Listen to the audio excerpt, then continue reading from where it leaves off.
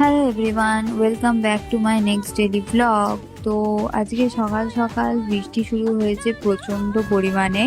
তো তার মধ্যেও আমার তো ঘুরতে যাওয়ার শেষ নেই, তাই আমি আবার রেডি টেডি হয়ে বেরিয়ে পড়ছি তোমাদের সাথে একটুখানি ঘুরতে যাওয়ার জন্য। তো আজকে তো বেরিয়েছিলাম আমার এই বান্ধবীর সাথে একটুখানি কাজের জন্য বলতে কাজটা আমার নয়, কাজটা ওর ছিল, কিন্তু আমি ওর সাথে একটুখানি বেরিয়েছিলাম।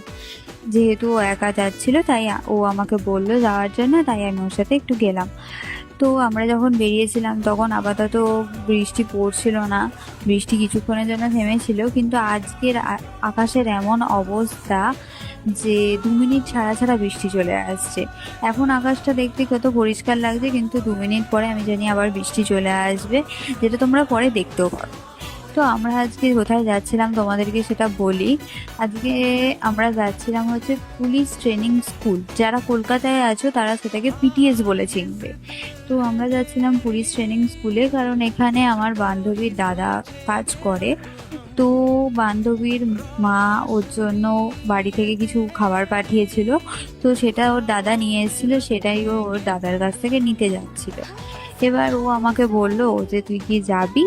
তো আমি বললাম যে ঠিক আছে যাচ্ছি। আর আমিও ওখানে আগে কোনোদিন যাইনি, তো সেই জন্য ভাবলাম একবার যাই।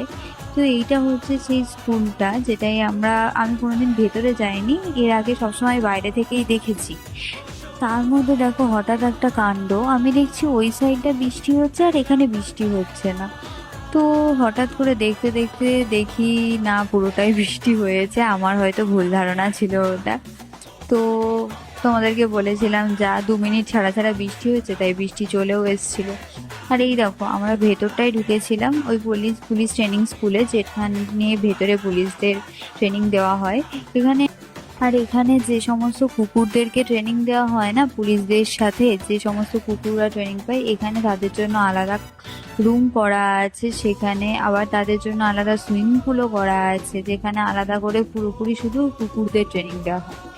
তো ওখান থেকে ফেরার সময় আমরা এই আইসক্রিমগুলো কিনেছিলাম, মানে যেটা আমার বান্ধবীর দাদা ওকে কিনে দিয়েছিল, আর ও আমাকে একটু একটু ভাগ দিচ্ছিল, আমিও খাচ্ছিলাম, কারণ আমি অতটা আইসক্রিম খাই না, কিন্তু তাও ও আমাকে একটু দিল তাই খেয়েছিলাম। আর এই আইসক্রিমটা দেখো এত কিউট দেখতে।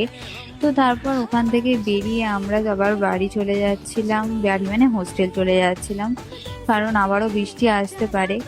আর যেতে না যেতে সেটাই হয়েছিল যে আবারও বৃষ্টি চলে এসেছিল, আমরা তাও ছাতা নিয়ে গেছিলাম বলে মোটামুটি বেঁচে ফিরেছি। তো আজকের জন্য এটুকুই, টাটা।